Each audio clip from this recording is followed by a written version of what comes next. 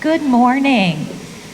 I am so glad that you all were willing to come out on a Saturday morning to be here. And I'm also glad that the sun decided to come out after all that rain yesterday, because I know it made it an easier day to be here and to come together. I'm Laura Rosenblum. I'm the Assistant Superintendent for Elementary Teaching and Learning here in Indian Prairie School District 204. It's my pleasure to welcome you on behalf of Dr. Talley, our superintendent, who unfortunately wasn't able to be here today, and our Board of Education. I believe we actually have 3 of our members here. I'm just looking to see if I see them. Lori Donahue. Oh, there you guys, right in front. Sapna Jane and Allison Fosdick, welcome. Thank you all for welcoming them. Our board members do so much for us, including attending and supporting wonderful events like this. So it is my pleasure to welcome you to our 2nd annual Mental Health Symposium. For those of you that are here as a second time, I hope you find it just as uplifting as I did last year. For those of you that is your first time, welcome. You are in for a treat.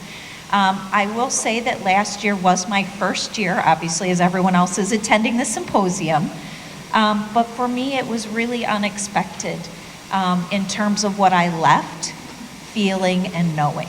I'm a mom of 3, and I really debated whether to share this publicly, but this is a mental health symposium. This is the place to share it. I have 2 children that actually have struggled with mental health issues. And one of them actually even thought of ending her life. And so what I found last year was a network of amazing people. I learned so much during the sessions that I felt like I left better prepared to help myself and to help my children. But I also felt like I wasn't alone. I felt like I had resources, presenters, people that I connected with that day that gave me their phone numbers, and other parents who shared similar experiences. So I really left the symposium feeling much more hopeful. And that's our hope for you today, and why our district is so committed to providing mental health resources and opportunities to our families. This year, there are some wonderful enhancements. So first of all, we have partnered with District 129, West Aurora. So I would love to give a warm welcome to all of our friends from District 129. Thank you for being here. Another, I think, fantastic enhancement is that we have students joining us this year, and just how powerful their voices are and their experiences. Thank you for welcoming them. I'm so glad they're here. And then obviously events like this require a lot of manpower and a lot of funding. So one of our presenting sponsors is First Student. So in addition to transporting our students to and from school safely, they're also as committed as District 204 is to providing mental health resources for our families. So for First Student and all of our sponsors, could we please also give them a round of applause for making this possible?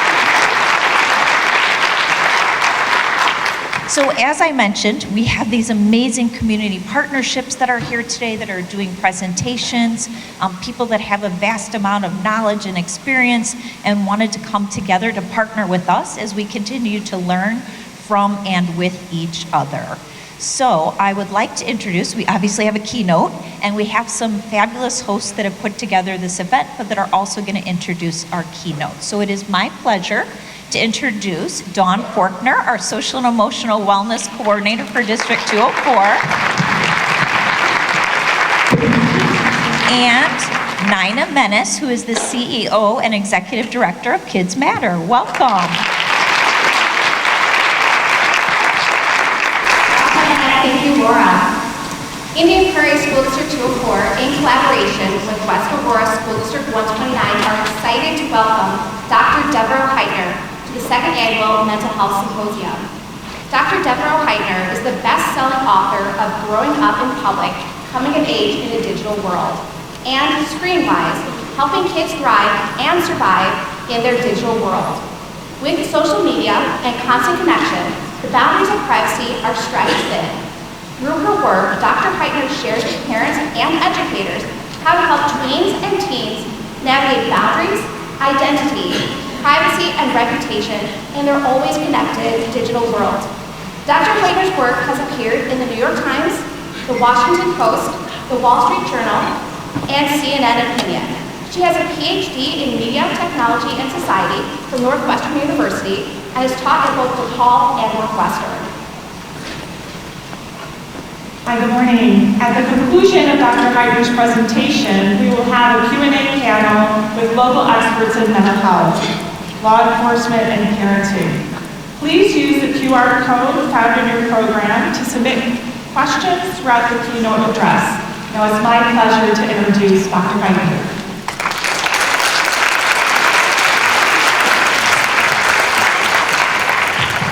Thank you. And I know how busy weekends are for parents because I also have a teenager and he's going to have to get work done on his own today, right? So I know how it is. It's hard to get out in the evenings. It's hard to get out on the weekends. How many of you have had a conflict with someone in your family about something screen-related in the last week? Anyone had a conflict about going to bed? Anyone been told by their teenager that they're on their phone too much? Any parents been told by your teen, hey, you gotta look at your phone? Any teenagers in the room think that they know either a peer or a family member who maybe needs to take a break? Anyone? Okay. So this is a lot. It's a lot. We all are walking around with these incredibly powerful communication devices that are really immersive, really sticky. They're designed to kind of keep us there, right? They're designed to keep our attention.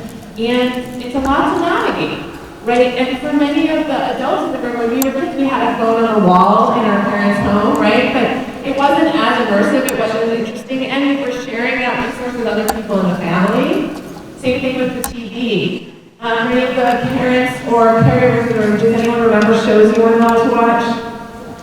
What shows were you all not allowed to watch? Does anyone want to raise their hand? What's a show you weren't allowed to watch? Melrose Place. Any other shows? Love Boat. Okay, how many adults in the room wish the most outrageous thing their kids could see would be Melrose Place or the Love Boat? I don't know if either of those shows would hold our kids' attention in the Netflix era. Like, I feel like my kid would roll his eyes at those shows and some other ones that maybe we weren't allowed to watch. But at the same time, we as parents have, I think, maybe a more difficult job. Because if our parents' job was to keep us away from Melrose Place, maybe like the consequences of seeing it weren't that bad. And you know, if you did watch it, I'm not going to put you on the spot and say, did you watch it? But if you did watch it, you heard the garage door opening and you turned it off, like still, like it wasn't the worst thing, right? Like it wasn't traumatic. But there are things our kids can see, and for young people to really, you probably run into some stuff on YouTube where you're like, whoa. I really need to like cleanse my mind after I see that was really gross or awful. And we're just living in a whole different world of content. We're living in a whole different world of connectivity. So our parents may have been, for the caregivers in the room, our parents may have been more hands-off on this stuff, but also like the range of what was out there in terms of like broadcast television was a little different than what we see now, right? So I mean, here we are in this world where like I have an Instagram for my work. I have people sometimes write to me and be like, why don't you post this? Why don't you post that? Right? And we're all trying to sort of influence each other. There's a whole culture of influence around YouTube or on TikTok or on Instagram or on other apps where, you know, maybe we follow people and we sort of hope that they'll have inspiration for us, but we also follow people, including our friends, and we're living in a whole world of comparison and sharing, and frankly, it can make us feel bad. I can always see someone who, you know, is a little more witty and clever, whose reels do better than mine, right, who maybe is posting more often. We can all see people posting when they're maybe on vacation or having a really great experience, and it can look like other people's lives are like these highlight reels of awesomeness, and that can make us feel a little bit like, oh, what are we doing, right? So I want to talk about some of those feelings, and I think that one of the things we can do as adults and as kids is to really talk to one another, right? So if you are a young person in this room and you're a creator, if you have a YouTube channel, if you're doing some really cool stuff, you know, on Vimeo, on other apps, right? Share those things with your parents and the adults in your life. Share them with your teachers. I mean, obviously not your private social media accounts with your teachers, like they don't really want to see just like what you're messaging to your friends, but if you're making cool stuff, if you're creating stuff for a wider audience, make sure the adults in your life know about it, because they may not appreciate the digital skills that a lot of young people have, and it's really a great way in. And same thing for adults, like if you need to take a new LinkedIn picture, and you have a teenager, that teenager probably could take a really good picture of you that you're gonna like better than maybe what you take if you just hold up your phone to yourself, right? And so make sure to collaborate and also take advantage of the expertise of the young people in your life. All right, so our kids are growing up navigating their friendships, online from the Roblox years on up. So even in elementary school, before they have a phone, if they're on the server playing Roblox, playing Minecraft, Fortnite, other games with friends, then they are engaging in these digital relationships. Same thing if they're on Google Chat or sharing Google Docs with classmates. So even before kids have phones, a lot of times they're connecting digitally with their classmates. And sometimes it goes great, and sometimes it doesn't go great. And when it's tough, like anyone here in a group chat or have kids in a group chat, or a few group texts? Okay, so group texts are a lot to deal with, and if you're starting out sometimes as young as like 5th or 6th or 7th grade, you're dealing with like 5th grade literacy typing skills, you're dealing with 5th grade social skills, you're dealing with just an awful lot of 10-year-olds and 11-year-olds who maybe have a lot of time on their hands, some of them, to send a lot of emojis to the text thread, and sometimes it can be annoying, right? So here's the thing. When we were kids, for the adults in the room, I know I'm very aware of this, maybe multi-generations here, but for the adults in the room, when we were kids, we learned a lot about dealing with conflict or about sharing difficult news from the phone on the wall, from hearing mom and dad or someone, older siblings as well, on the phone on the wall. I lived in a small home and I had 2 loud parents. I knew from any room in the house who was calling, what my mom or dad was talking about, and if I was really curious, I have to admit that sometimes I could also pick up the extension in my parents' bedroom and I could get the other side of the conversation. But even hearing one side is a lot more than our kids get. Our kids are watching us come out our lives. And we're using all of our empathy and all of our lived experience to make decisions about communicating, but they're not getting that. They're only seeing us summon out. So if we're thinking, oh, I don't want to drop that big news bomb on grandma while she's alone, I'm going to wait till Uncle Marnie's over there and then I'll call with that big news. Or I'm going to wait till I'm over there to tell her in person because that's big news and I don't want her to get upsetting news when she's all by herself.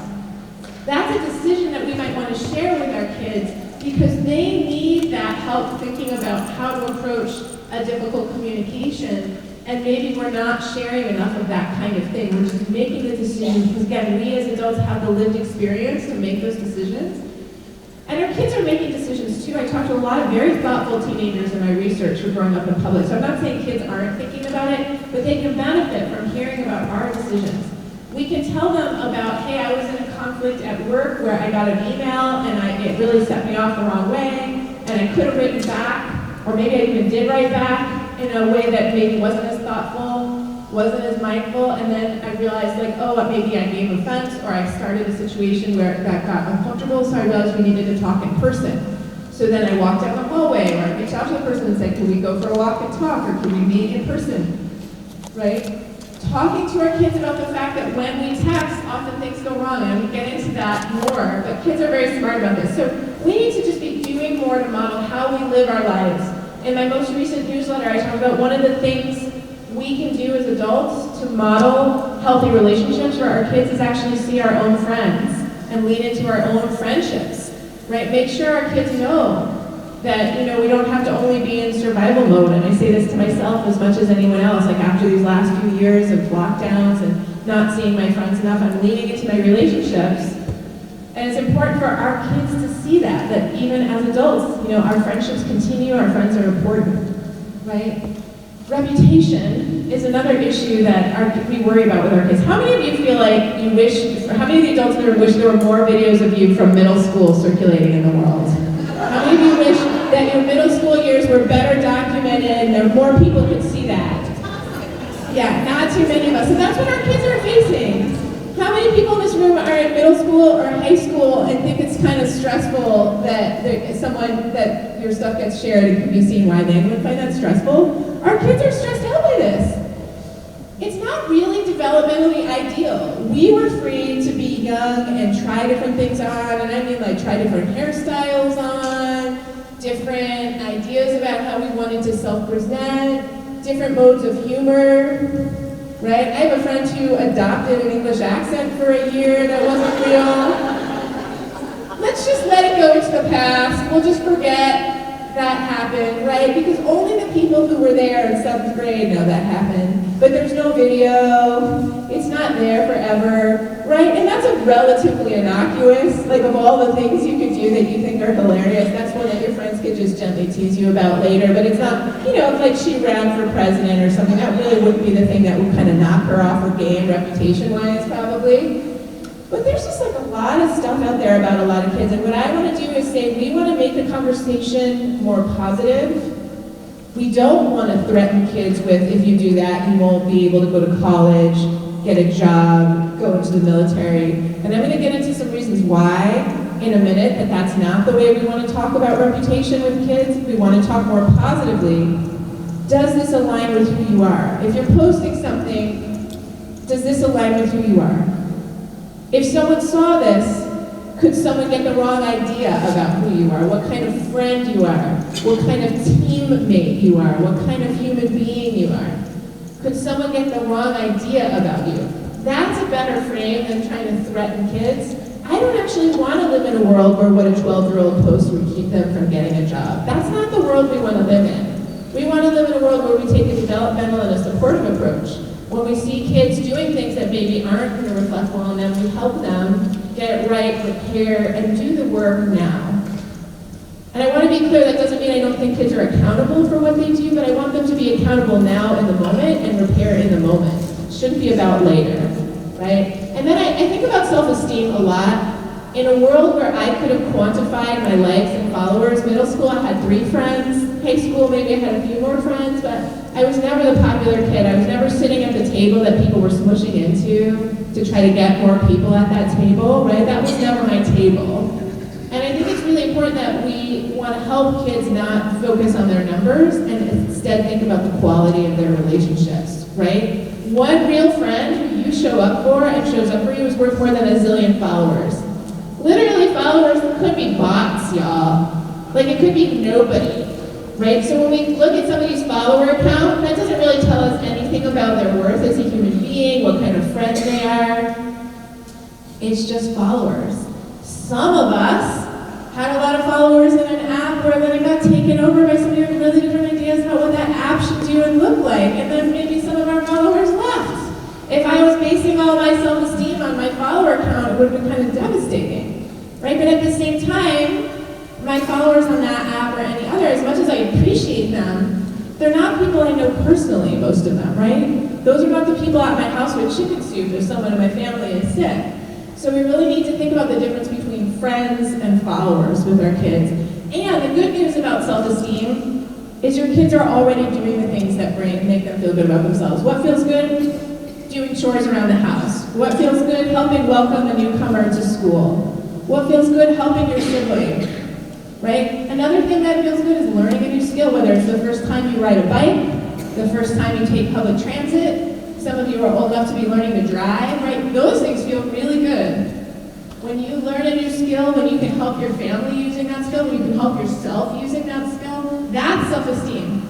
None of us get lasting esteem from our numbers online. Even if you have a kid who's like TikTok famous or YouTube famous, I'm not saying it doesn't feel good for a minute. It always feels good for a minute. I feel good for a minute when somebody likes my reel. I'm like, ooh, I feel so good. Or I get good Amazon review for my book. It does feel good. It just doesn't give you that lasting good feeling that is what you need to feel okay in life, right? Helping your siblings, making dinner for your family, walking your dog when your dog really needs a walk. Those are the things that give us that more kind of grounded feeling of self-esteem that's lasting. And then finally, time management. How many of us have sat down to our computers to do something and then ended up doing something else? Does that ever happen, anyone? Okay, so kids look around. It happens to the grown-ups too. We all get distracted. Trying to do your work on a laptop or a tablet or a Chromebook is kind of like doing your work in a party, right? There's always something. Even if you love math, you might love to see kittens on TikTok more for a minute, and then that minute could extend, right? Or maybe you think, I'll just, if you're for the adults in the room or still on Facebook, like, I'll just look at my niece's baby just for a minute, right? And then you're like down memory lane, and then you're like, I wonder whatever happened to that person. And then, or you're checking a like, okay, help me understand what this weather means or what this means for my plans. And then you're looking at your calendar. So we really need to help kids navigate distraction, but we need to do it from a perspective of this is all of our problem.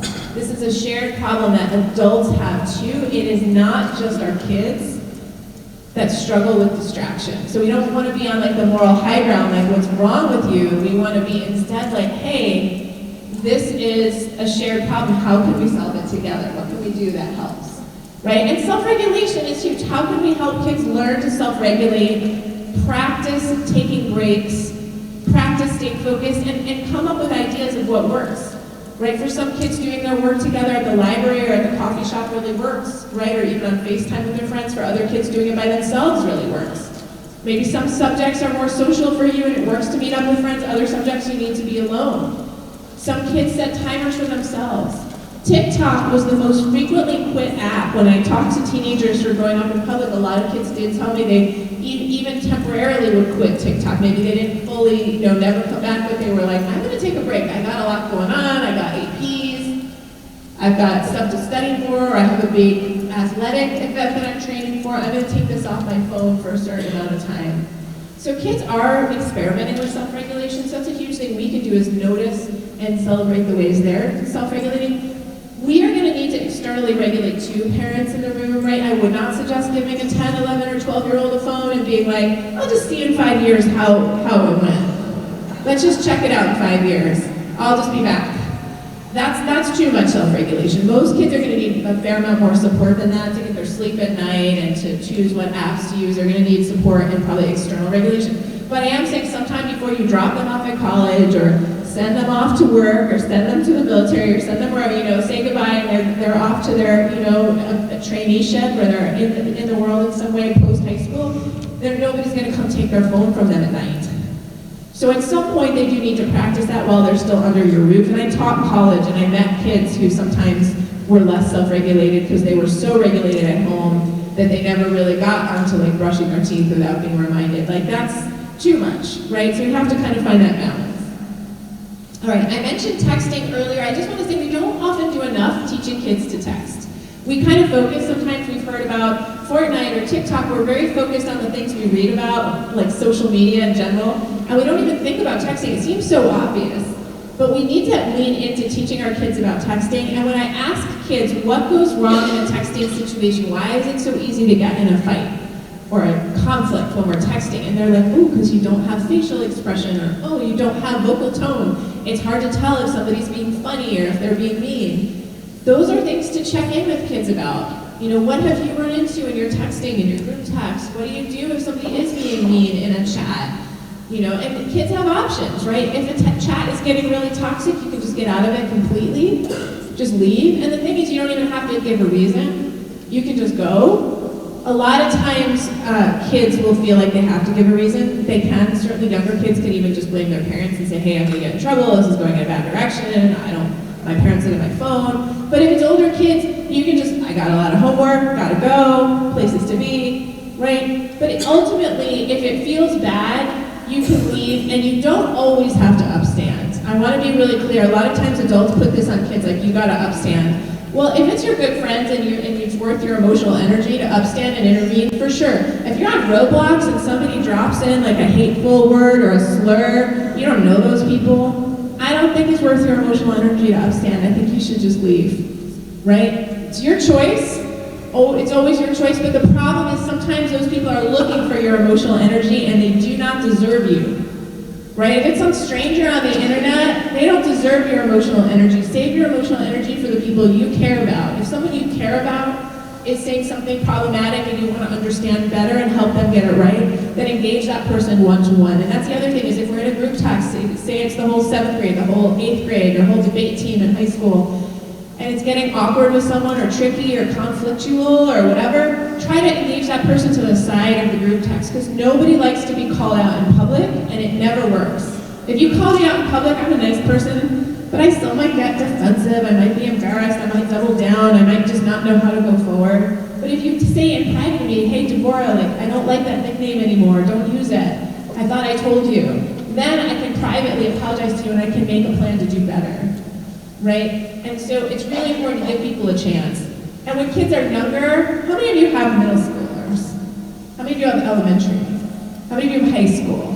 Okay, so got the full range in the room. Okay, especially for younger kids, a lot of kids will just block each other when things go wrong. Has anyone seen that happen where kids block each other?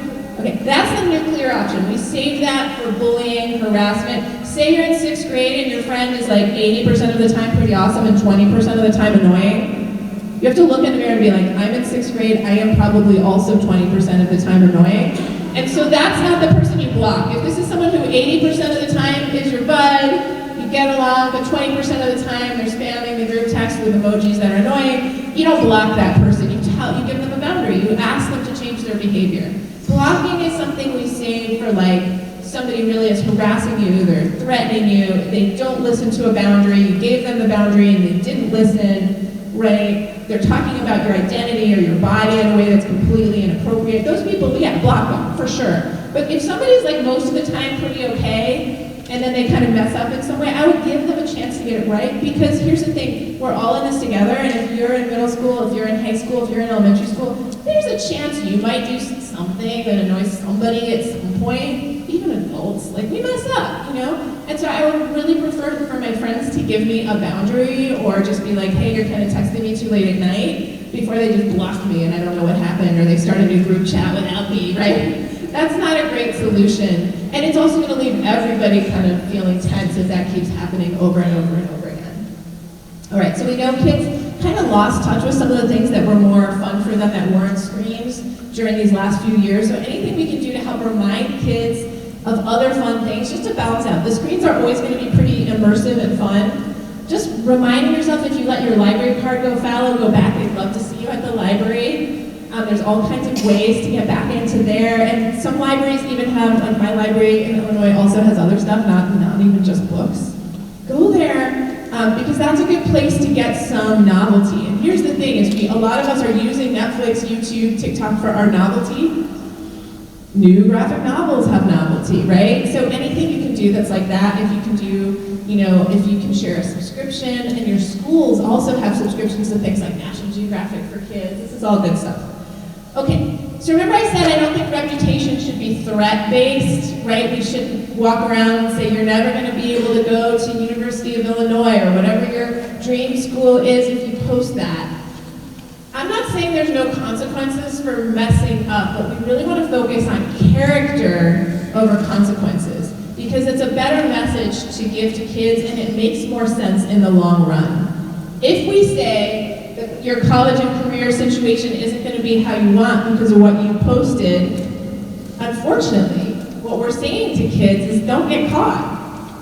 Think about it. If we say the reason not to post something harmful is because you won't get a scholarship to like DePaul or Princeton or something, we're actually just saying the kids don't get caught. We're not really saying what we need to say, which is don't do harm. Don't do harm to yourself or others.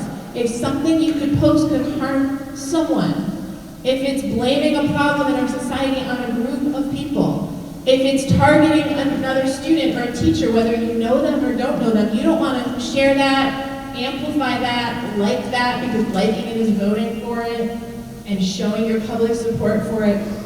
That's the message we want to give to kids. If in doubt, don't share it out. If it's harmful, don't amplify it.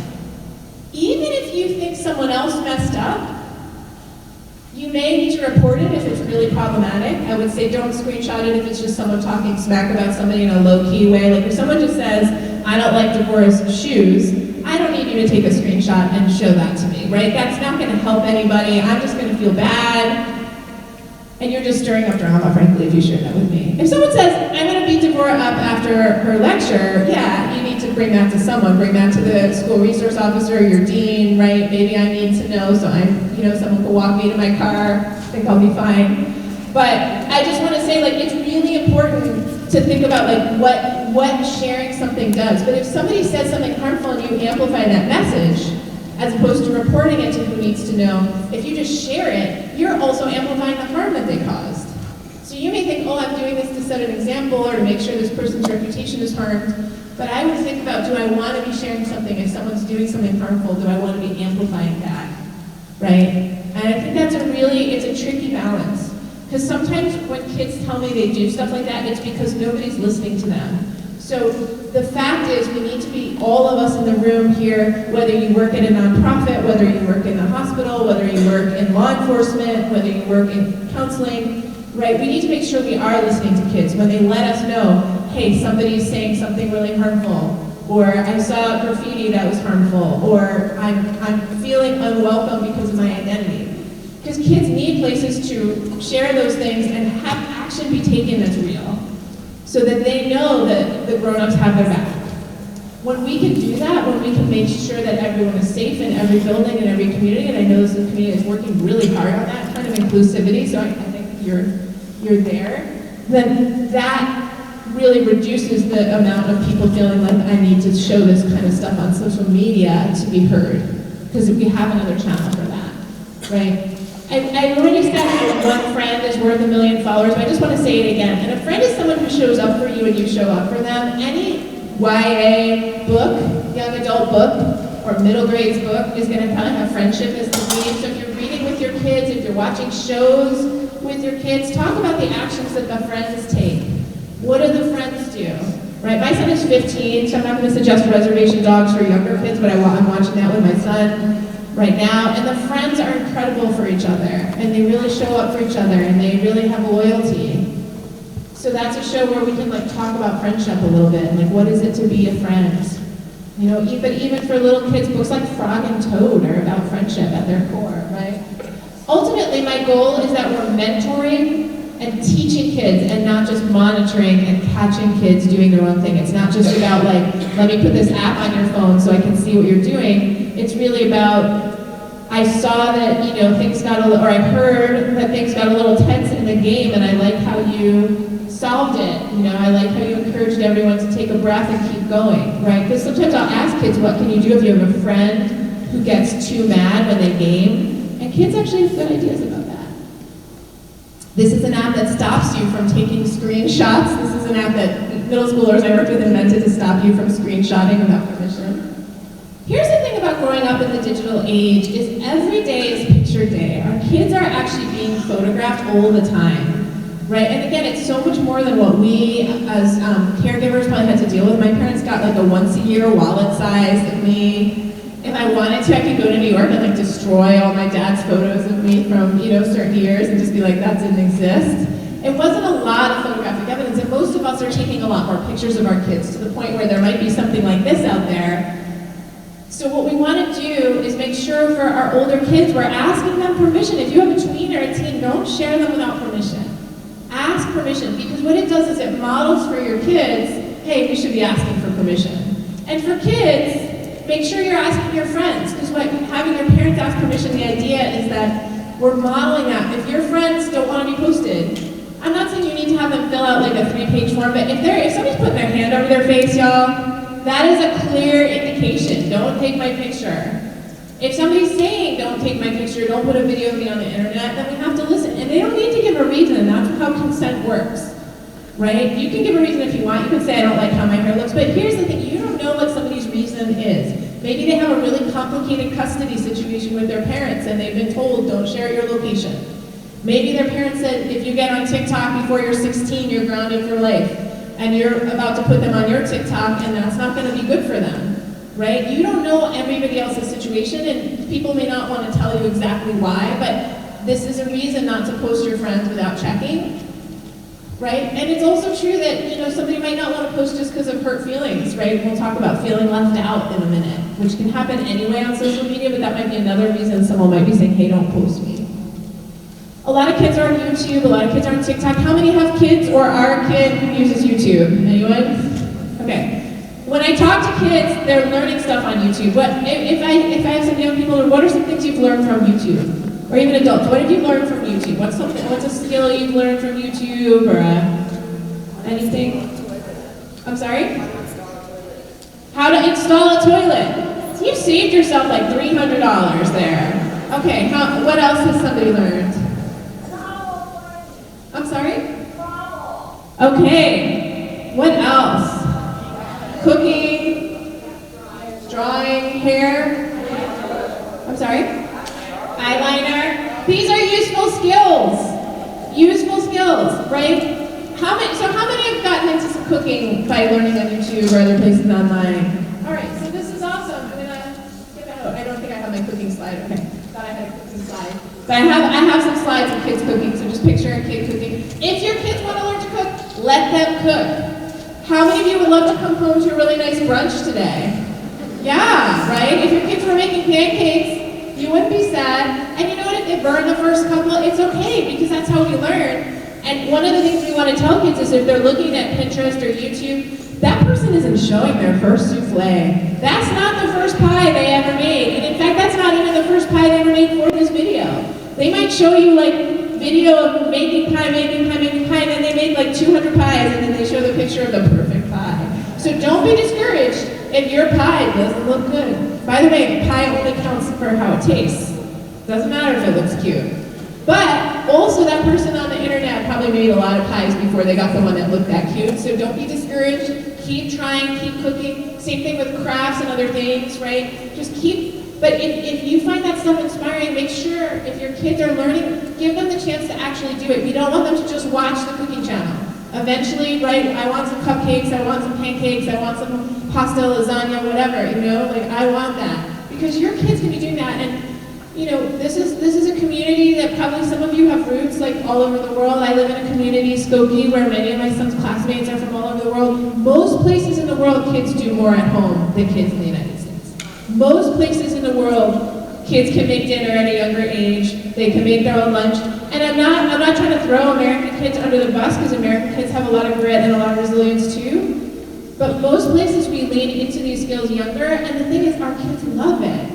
When we let them do more, right? When we let them do more, and I learned that, right? My parents and grandparents are from here, and I like kind of didn't do that much in my house when I was little, and it was kind of mysterious to me. And then I don't even do that much. Like my husband does a lot of the grocery shopping and cooking. Like I don't even know that many skills.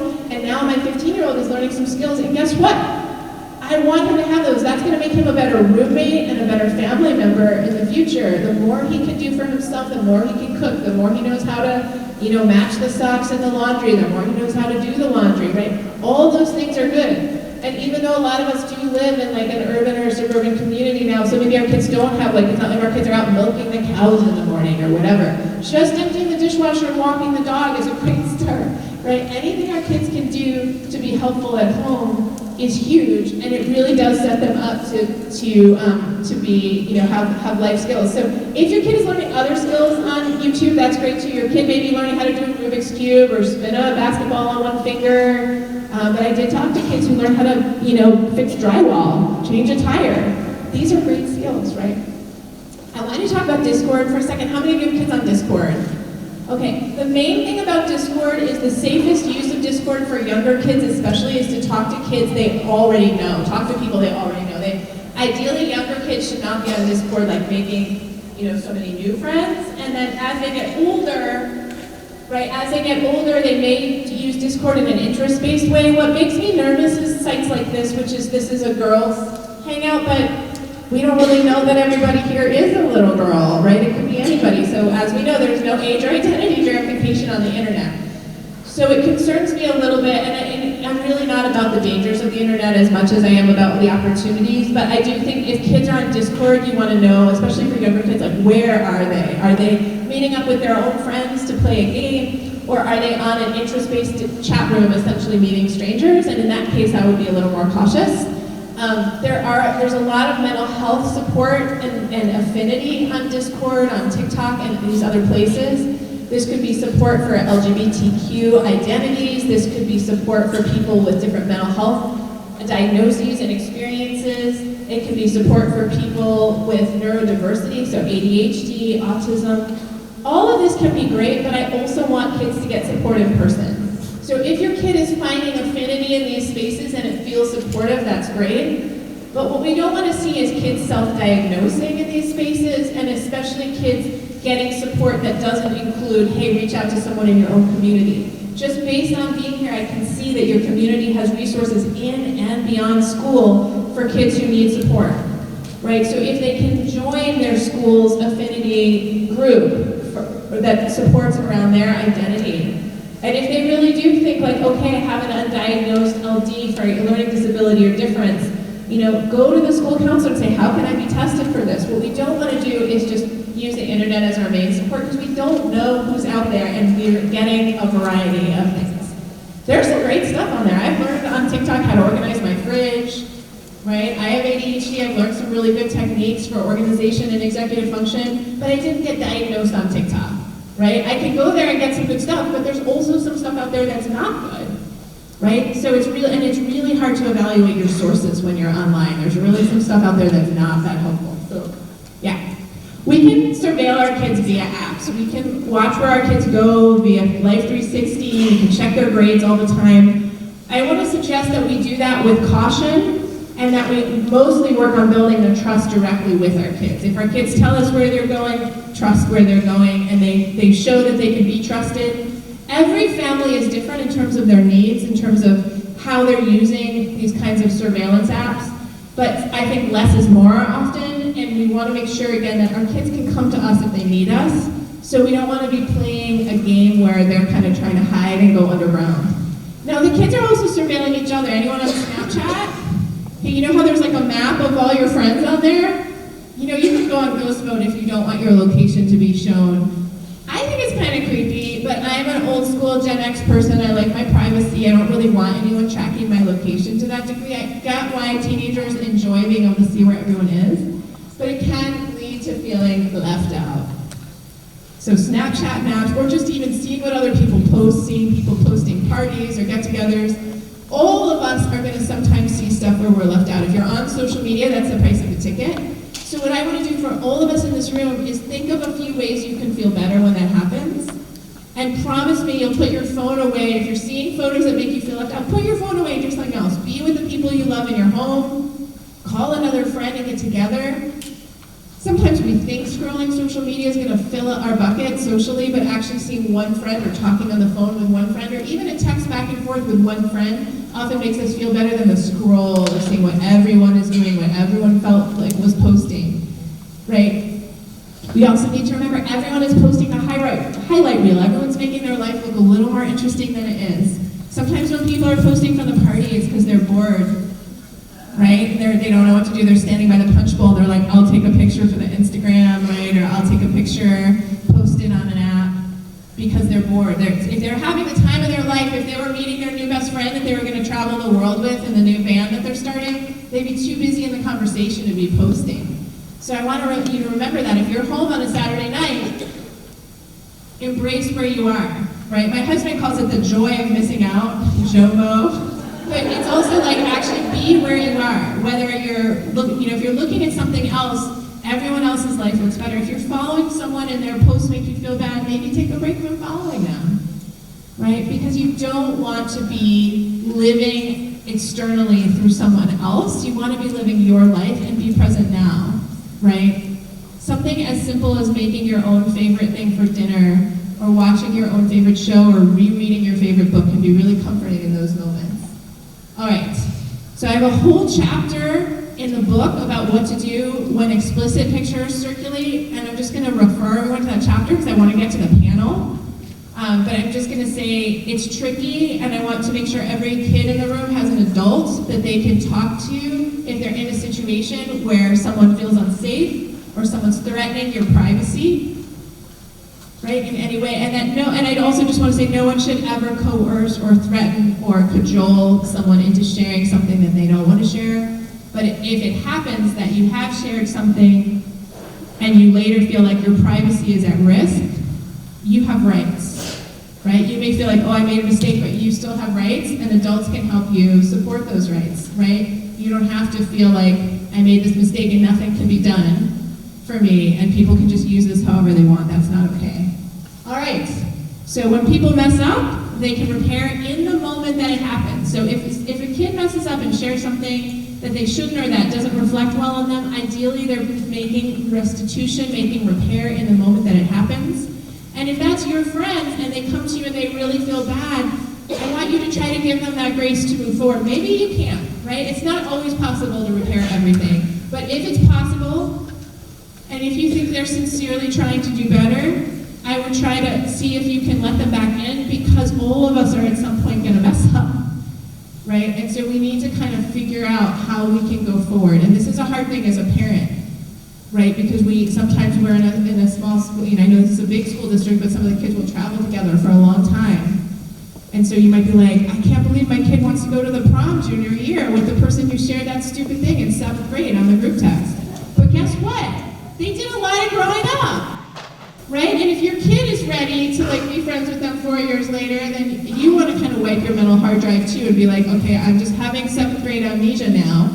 Just like you want people to have 7th grade amnesia about you, you want to be able to move forward. All right, I would love to join my co-panelists, and if anyone wants to join my newsletter, this is the information on how to do that, and the Instagram is also here. But no pressure, if you get enough email, I feel you. And anyone who sends you email, you can always unsubscribe, that's the law, so there's always should be a little unsubscribe at the bottom, whether it's Nordstrom or me or anything. All right, thank you so much, everyone.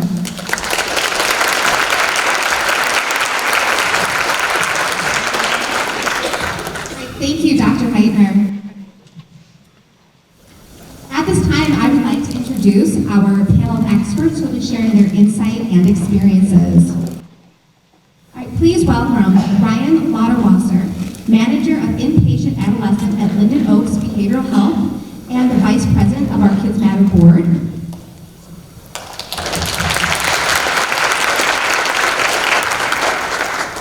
Allie Smith-Waringa, a social worker from the Naperville Police Department.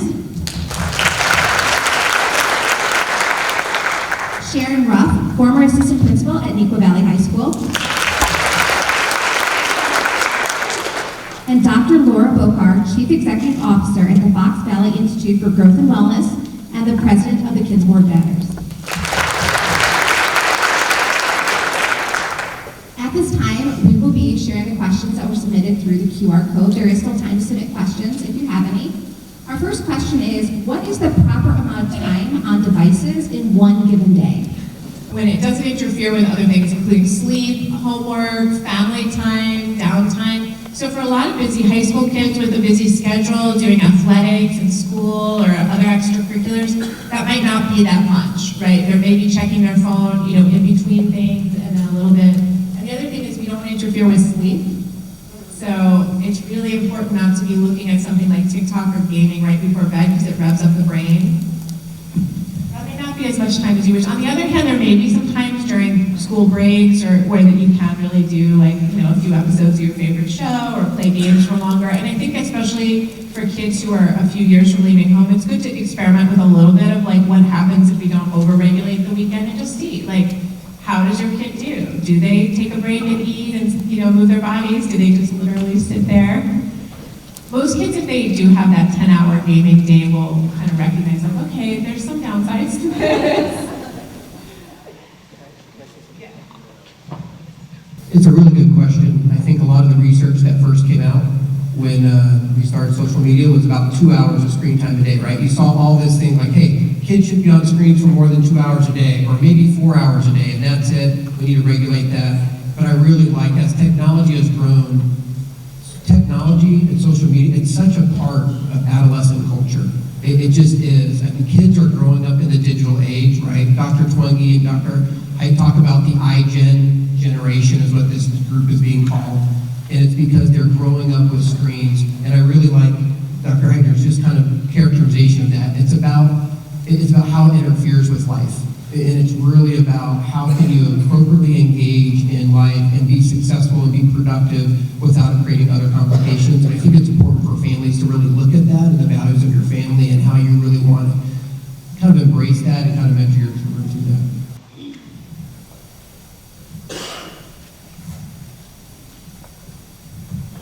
And I think what's really important is what's modeled. If the parent is going to be on the phone all the time, watching it, paying attention more to the phone than to the child, then that's just, again, something that I think the family and the parents need to be aware of and really have a conversation about it and be curious about what's going on, that they have to be on the phone so often. I think sometimes we forget how important the modeling is for the kids, that they're going to do what they see. So it's we, the parent, are going to have to put it down first and really pay attention to that. I think too, we also have to remember is that kids are on their Chromebooks all day long. So they are already engaged constantly from 7 for high school, 8 o'clock, 9 o'clock until 3, 4 o'clock. So it's always good to be present afterwards, but keep that in mind that kids are already going very early. Thank you. Another question we had, how do you talk to your daughter if you suspect that social media is having an effect on her body image? I think it's really important to, this is my bias, but I always want to start from like the sort of anti-capitalist critique of like, hey, if someone's telling you there's something wrong with your face or your body and they're trying to sell you a solution, it's because they're trying to exploit you for money. So like that's one thing that can talk about, but also talk about how social media is this comparison machine. I can post a picture of myself and I feel cute and I get 7 likes, and then my friend posts and she gets 70 likes. Of course I'm going to compare and notice, like, wait, my friend got 10 times as many likes, right? So we want to talk about how that can make us feel like the way we look is the most important thing, and that we want to value other things about ourselves than that, and I think that is really important. I think for a subset of kids, social media can put a lot of pressure on body image. It is not everyone, but when it's certainly going back to just asking permission at home before we share, not going out of our way to show our kids all the likes on the photos that we share of them, and like kind of getting them into likes even before they get their own social. And then encourage it, and here's the tricky thing, is like, it's developmentally typical for adolescents to care how they look. So some caring is not bad. Like the kids are gonna care more that their socks match, in 10th grade than they do in 3rd grade. You know what I mean? And like that, that could be developmentally a typical trajectory for many kids. And so it's really more like, is it making them feel bad? If your kid just loves putting together the best outfit, gets up early to match their stuff, checks in with friends about what to wear, really likes to do their hair, but they're having a good time, they are able to focus on other things in their lives, they can focus on school and extracurriculars, it's not the only thing they care about, I'm less worried about that, right? Like a little bit of that self-focus for some kids is pretty developmentally typical. It's if it's making them feel bad, if they're comparing themselves to others, or if they're changing their eating in any way. And I want to be clear about the content on social media. Any content about social media, about diet or food or nutrition is basically toxic for kids. It's not okay. There is no good content on that topic. So even if you're like your kid, and I'm going to include boys as well as girls here, like if they're focusing on quote unquote fitness, tell them to talk to their coach. Tell them to talk to their pediatrician. There's many people to talk to about this stuff. They shouldn't be following anyone online for like a weightlifting routine, exercise, smoothies. Pinterest smoothies are like one step away from toxic diet content. And so that's where I really want to be clear that social media, the algorithms are a little tricky and some of them are dangerous. And this is like learn your recipes from a cookbook. All right, so as a father of 4 daughters, I would say love your children, right? The idea that my image is being compared to people that are online and posting, I really want to encourage parents to love your children, build into your kids, so they're not looking for external satisfaction from other people. So if I have 7 friends that like my post, I can say, that's awesome. If I have 70 people, that's great. But I know that who I am and the core of my self-esteem is not based on what I place out there in social media, but it's grounded in my family, it's grounded in the love and acceptance I feel for who I am. And one of the work that we can do as parents is really work to accept our children for who they are and accept their strengths, accept their limitations, and show that unconditional love towards them so they're not seeking that comparative value outside of the home.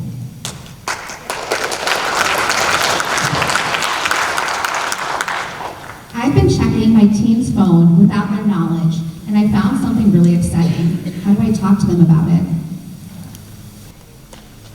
So I think communication is paramount, and I think all of us would, as clinicians and as practitioners, kind of agree to that. But when it comes to devices, I think parents tend to forget, at least when I speak to them after police interactions, that they are the owner of that phone. They are the, they're in control of kind of what happens with that. And parents do genuinely forget that because they're like, well, that's my kid's phone. That's like, it's in their hand, they won't give it to me. And what I try to encourage them is, well, you know, it's your phone, right? You're the one that pays it, but it's important to talk openly about how that's a tool. And tools are great as long as they're used safely. And just as you wouldn't want, you know, a tool in your garage or your shed to be in the wrong hands, we have to kind of help model, as said before, about how to do that and how to use that safely. Because there could be dangerous things on your phone as well, right? So talking about how you do, you know, safe practices on your phone to keep things appropriate, to make sure that there's not malware and bad people on your phone, emails that come in that can be dangerous, talking openly about how that can happen to you too, and saying, hey, like, does that ever happen with you? Maybe start with a question just to see if they're open about that. And if not, there are, you know, many avenues and many apps that can assist with that. And I'll see if there's a question about that later, but if not, I can share some of those later. I just want to say, I do think it's ideal if we're monitoring our kids' phones if they know, just because it's easier to open the door to say something. Like if they know we're collecting their phones and we're seeing their stuff, that if that's openly shared with them, then they know, and they can also make decisions based on knowing that information. It does get trickier if they don't know we're looking, and then we find something, but absolutely if you find something that's super serious, I think you're obligated to say something, you can't ignore it.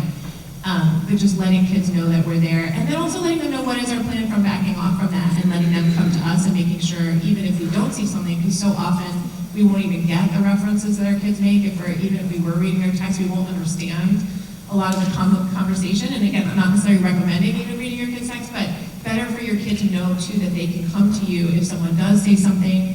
And often when kids are really upset about something online, it's like a friend. If a friend is in a crisis or a friend doesn't know what to do. And so making sure that our kids know they can come talk to us even if it's a friend situation. It doesn't have to be that.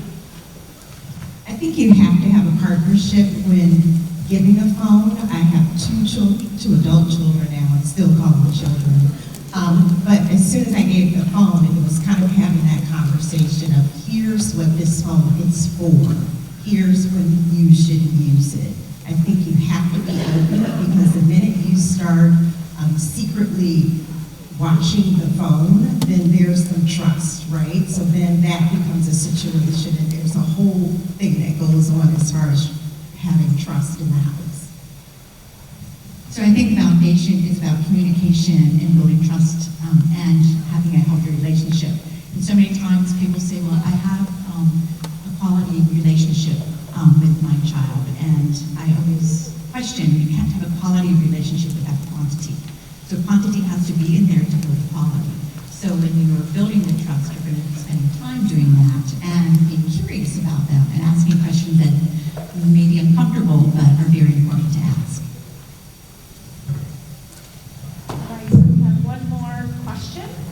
The last question is, at what age do you recommend we get our child a phone?